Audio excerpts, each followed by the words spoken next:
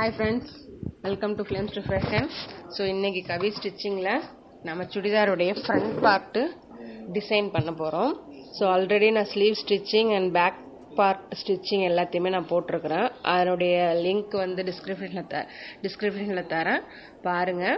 So first நம்ம என்ன பண்ண போறோம், மெயின் கிளாத்தையும் லைனிங் கிளாத்தையும் நெக்கை வந்து அட்டாச் பண்ணிக்க போறோம். ஸோ இது வந்து நம்ம திருப்ப போகிறது கிடையாது லைனிங்கை. ஸோ அதனால்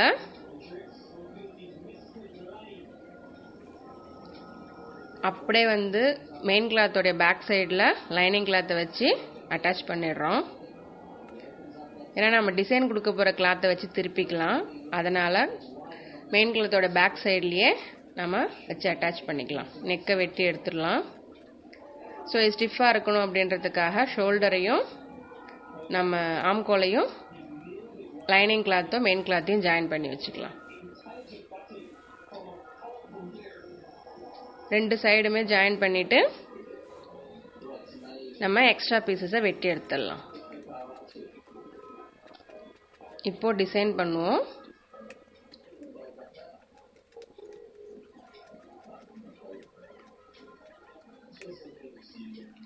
இப்போ நம்ம டிசைன் பண்ணலாம். அதுக்கு என்ன பண்ண போகிறோம் அப்படின்னாக்கா, நான் சுடிதாருடைய மீதி லெஃப்ட் ஓவர் பீசஸ் எடுத்து அதை ஜாயின் பண்ணிவிட்டு நெக்கு வரைஞ்சிக்கிறேன், ப்ளஸ் ஷோல்டரும் வரைஞ்சிக்கிறேன். அதிலேருந்து 2 இன்ச்சு மார்க் பண்ணி நான் எடுத்துக்கிறேன். யூஸ்வலாக நம்ம வந்து கேன்வாஸில் மார்க் பண்ணிட்டு தான் கிளாத்தில் மார்க் பண்ணுவோம். இன்றைக்கி நான் ஃபஸ்ட்டு என்ன பண்ணிட்டேன், கிளாத்தில் மார்க் பண்ணிட்டேன். ஸோ அதை அப்படியே வெட்டி எடுத்து நம்ம கழுத்தில் வைக்க போகிறோம்.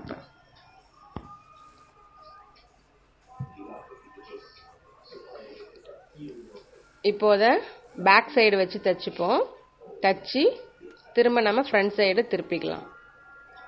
நான் அதில் வி நெக் வரைஞ்சிருக்கிறேன், அதாவது யூ நெக் வரைஞ்சி அதில் சென்டரில் வி நெக் வரைஞ்சிருக்கேன். ஸோ இந்த இடம் வந்து கொஞ்சம் கிளார் அடிக்கிறதுனால தெரியல, திருப்பும்போது உங்களுக்கு நல்லா அழகாகவே தெரியும். அந்த வி நெக்கை நம்ம கட் பண்ணி எடுத்துடலாம். இப்போ நாம் கட் போட்டு திருப்பிப்போம். திருப்பும்போது உங்களுக்கு அந்த நெக் ஷேப் வந்து பர்ஃபெக்டாக உங்களுக்கு தெரியும், பாருங்க.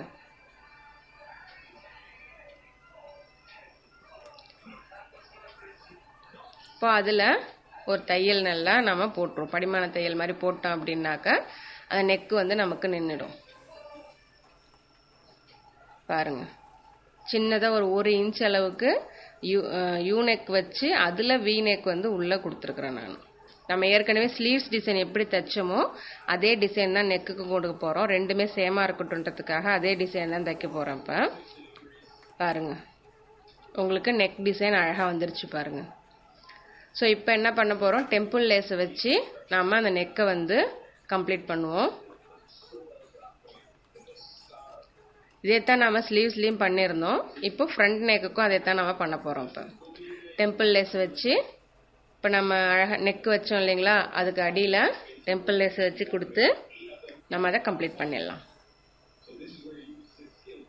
ஸோ பொறுமையாக ஓட்டணும் அப்படின்னாக்கா ரொம்ப வீடியோ இழுக்கும் அப்படின்றதுக்காக கொஞ்சம் ஸ்பீடு கொடுத்து நான் போட்டுட்ருக்கேன் வீடியோ. கரெக்டாக அந்த யூ நெக்குக்கு வச்சுட்டு திரும்ப நம்ம கட் பண்ணியிருக்கிற வி நெக்குக்கும் அந்த டெம்பிள் லேஸை பொறுமையாக வச்சு தைங்க. நான் வீடியோவில் பார்க்க கடகடன்னு தைச்சிட்டு போகிற மாதிரி இருக்கும், ஆனால் நானும் பொறுமையாக தான் தைச்சேன். அது அந்த ஷேப்புக்கு வர அளவுக்கு போய் தைச்சிட்டு இப்போ எக்ஸ்ட்ரா பீஸ் வெளியில் தெரியுது இல்லைங்களா, அதை நாம் கம்ப்ளீட் பண்ணணும். அதுக்கு நம்ம இப்போ பைப்பிங் கொடுக்கலாம். இப்போ பைப்பிங் எடுத்து இங்கே பாருங்கள், அந்த கிளாத்துக்கு மட்டும் பைப்பிங்கை தைங்க.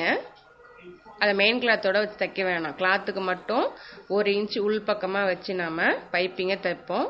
அந்த வளைவு வர இடத்துல நீங்கள் பைப்பிங்கை சின்னதாக கட் பண்ணி விட்டுட்டீங்க அப்படின்னாக்கா உங்களுக்கு அழகாக எந்த சுருக்கமும் இல்லாமல் பைப்பிங் திரும்பும் உங்களுக்கு. நீங்கள் கட் பண்ணாமல் திருப்பிட்டீங்க அப்படின்னாக்கா சுருக்கம் விழும். ஸோ அது தேவையில்லை. அதனால் எங்கெங்கெல்லாம் டேர்னிங் வளைவு வருதோ அங்கங்கே சின்ன கட் போட்டுக்கோங்க பைப்பிங்கில். போட்டுட்டு திருப்பும்போது உங்களுக்கு பைப்பிங் வந்து அந்த ஷேப்பு வந்து அழகாக வந்துடும் உங்களுக்கு. திரும்ப அதே மாதிரி பைப்பிங்கில் சின்ன கட் போட்டு நீங்கள் அந்த டிசைனர் கிளாத்தோட வச்சுட்டு வாங்க. அதே 1 இன்ச் அளவுக்கு வச்சு தச்சுட்டு வாங்க. பாருங்கள், இப்போ அந்த டிசைன் கிளாத் நம்ம கொடுத்தோம் இல்லைங்களா, அது ஃபுல்லாகவே நான் தச்சுட்டேன். திரும்ப அங்கங்கே நம்ம கட் போட்டுப்போம். இப்படி கட் போடும்போது உங்களுக்கு திருப்பி அடிக்கும்போது இன்னும் பர்ஃபெக்டாக இருக்கும். இப்போ நான் திருப்பி அடிக்கும்போது காமிக்கிறேன் பாருங்கள். இப்போ அந்த நம்ம கட் போட்ட பீஸை எல்லாத்தையும் உள்ளே மடிச்சுட்டு பைப்பிங்கை மட்டும் வெளியில் தெரிய மாதிரி வச்சு மடிச்சிட்டே வருவோம். நீங்கள் அந்த கட் போட்டது இப்போ பாருங்கள், அந்த இடத்துல உங்களுக்கு எந்த சுருக்கமுமே வரல. கட் போட்டால் மட்டும்தான் அந்த சுருக்கம் வராமல் உங்களுக்கு பைப்பிங் மட்டும் அழகாக தெரியும். இதே எக்ஸாக்ட் டிசைன் தான் நம்ம ஸ்லீவ்ஸ்லேயும் வச்சோம். ஸோ அதே டிசைனை இப்போ நான் நெக்குக்கும் வைக்கிறேன்.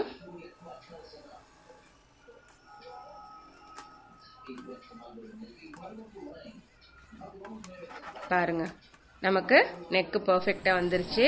ஸோ ஸ்லீவ்ஸ் டிசைன் நம்ம என்ன பண்ணமோ அதே தான் நம்ம அங்கே நெக்குக்கும் பண்ணியிருக்கோம் பாருங்கள். ஸோ ஒரே ஒரு பட்டன் வச்சு நம்ம கம்ப்ளீட் பண்ணிடலாம். 2 டிசைனும் பார்க்க அழகாக இருக்கு இல்லைங்களா?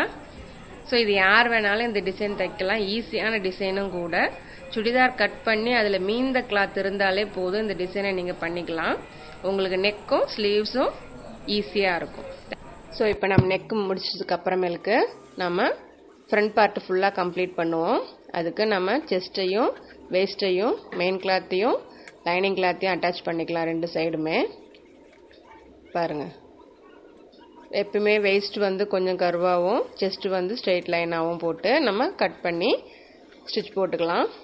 அடுத்து கீழே அடியில் வந்து லைனிங் உள்பக்கமாக நம்ம மடித்து தைப்போம். ஒரு தையல் போட்டுட்டு திரும்ப அதை மடித்து ஒரு இன்ச் அளவுக்கு உள்பக்கமாக தைப்போம். அப்போ இது வந்து உங்களுக்கு வெளியில் தெரியாது. உங்களுக்கு லைனிங் மடித்தது வந்து வெளியில் தெரியாது, சுடிதாரோடைய உள்பக்கமாக போயிடும் உங்களுக்கு. ஸோ இதையும் தைச்சிடலாம். ஸோ இதுக்கு முன்னாடி ஆல்ரெடி வந்து நான் ஒரு ஓப்பன் பைப்பிங் வந்து எப்படி வைக்கிறது அப்படின்னு சொல்லிட்டு வீடியோ போட்டிருக்கிறேன்.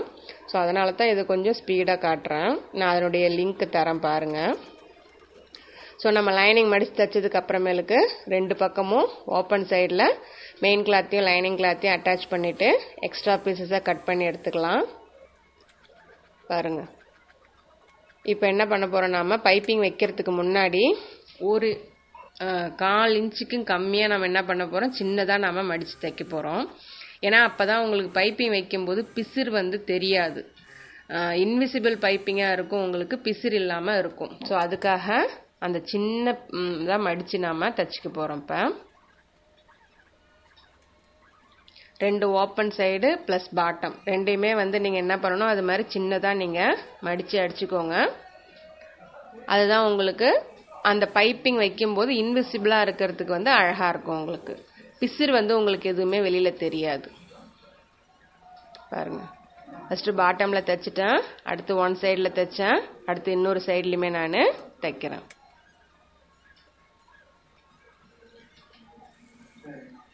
சின்ன சின்ன நுணுக்கங்கள் தெரிஞ்சுக்கிட்டோம் அப்படின்னாக்கா இதில் ஸ்டிச்சஸ் எல்லாமே நமக்கு வந்து ரொம்பவும் ஈஸியாக இருக்கும். ஸோ இப்போ இந்த மாதிரி சின்ன தையல் போட்டதுக்கு அப்புறமேலுக்கு நான் மேலே பைப்பிங் வைக்கிறேன். ஸோ வந்து பேக் பார்ட்டும் ஃப்ரண்ட் பார்ட்டும் அளவு கரெக்டாக இருக்கா நான் பார்த்துக்கிறேன். ஸோ ஃபஸ்ட்டு பாட்டமில் பைப்பிங் வைக்கிறேன். நம்ம தைச்சோம் இல்லைங்களா, அதுலேருந்து 1 இன்ச்சு உள்பக்கமாக நம்ம பைப்பிங்கை வச்சு அடிப்போம். நான் இதுக்கு முன்னாடி சொன்னதே தான், பைப்பிங் வச்சு அடிக்கும்போது நீங்கள் 1 இன்ச்சு விட்டு அடிச்சிங்கன்னா தான் நீங்கள் ஃபஸ்ட்டு பைப்பிங்கை வந்து இன்விசிபிள் ஆக்கிறதுக்கு மடித்து தைக்க முடியும். ப்ளஸ் உள்பக்கமாக தைக்கும்போது நமக்கு பைப்பிங் மட்டும் வெளியில் தெரியும். ஸோ அந்த கார்னர் திரும்பும்போது பைப்பிங்கை கட் பண்ணிட்டீங்க அப்படின்னாக்கா அது உங்களுக்கு ஒரு கர்வ்டாக வந்து திரும்பும். உங்களுக்கு திருப்பி மேலேயும் நீங்கள் அடிச்சிக்கலாம். அது கீழே பாட்டமில் எப்படி அடிச்சிங்களோ அதே மாதிரி ஓப்பன்லையும் அடிச்சுக்கோங்க. 1 இன்ச்சு அளவுக்கு இடம் விட்டு அடிச்சுக்கோங்க. நம்ம ஸ்லிட்டு ஓப்பனுக்கு மேலே ஒரு 1/4 இன்ச்சு வரைக்கும் நம்ம அடிச்சுக்கலாம். அது மாதிரி இன்னொரு சைட்லேயும் நான் அதே மாதிரி பைப்பிங் வச்சு அடிக்கிறேன். இப்போ என்ன பண்ண போகிறோம், நாம் பைப்பிங்கை மட்டும் விட்டுட்டு மீதி உள்ளதை நம்ம மடித்து மேல் பக்கமாக, அதாவது சுடிதாருக்கு மேல் பக்கமாக தான் தைக்க போகிறோம். இப்போ நம்ம பாருங்க, நம்ம ஏற்கனவே தைச்சோம் இல்லைங்களா, 1 இன்ச்சு விட்டுருக்கோம் இல்லைங்களா, அதை வந்து நான் பைப்பிங் மேலே வச்சு தைக்கிறேன். அந்த பைப்பிங் மட்டும் வெளியில் தெரிகிற மாதிரி, மீதி பைப்பிங்கோடைய அடிப்பகுதி வந்து அந்த துணி நம்ம மடித்து தைக்கிறதுல உள்ளே போயிடும். இப்போ ஃபஸ்ட்டு ஓப்பனில் ஒரு சைடும் ப்ளஸ் பாட்டம் தைக்கிறேன். ஸோ பாட்டமில் தைச்சிட்டு அடுத்து இன்னொரு சைடுமே நீங்கள் தைச்சிருங்க. பாருங்கள், இன்னொரு சைடுமே நீங்கள் பைப்பிங் மேலே தைச்சிக்கிட்டே வாங்க. கரண்ட்டு கட் ஆகிடுச்சு. ஸோ நெக்ஸ்ட்டு கரண்ட் வந்ததுக்கு அப்புறமேலுக்கு திரும்ப தைக்கிறேன். பைப்பிங் மேலேயே அப்படியே தைச்சிட்டு வாங்க.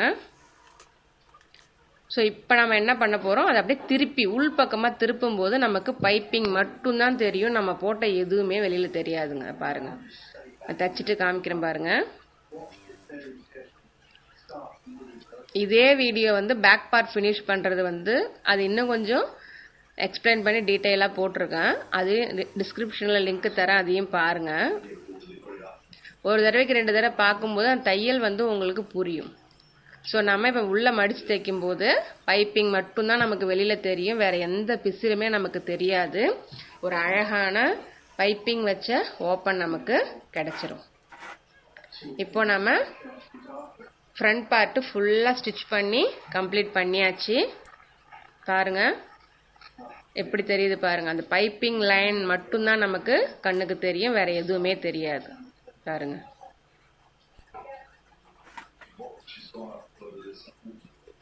ஸோ இப்போ உள்பக்கமாக நம்ம மடிச்சிருக்கோம் இல்லைங்களா, அதில் இன்னொரு தையல் போட்டோம் அப்படின்னாக்கா நம்ம உள்பக்கம் மடிச்சது வந்து வெளியில் தெரியாது. ஸோ அதுக்குமே ஒரு தையல் ஒன்று போட்டுக்கலாம். நம்ம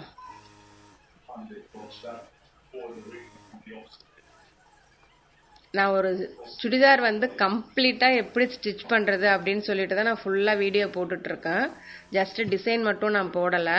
ஸோ நீங்கள் பிகினராக இருந்தீங்க அப்படின்னாக்கா பைப்பிங் வந்து இப்படிலாம் யூஸ் பண்ணலாம் அப்படின்றத நீங்கள் தெரிஞ்சுக்கலாம். அதுக்காக தான் நான் போட்டுட்ருக்குறேன். பாருங்கள், நான் இப்போ வந்து ஃபுல்லாக கம்ப்ளீட் பண்ணிட்டேன். நெக்ஸ்ட் பார்ட்டில் பார்க்கலாம்.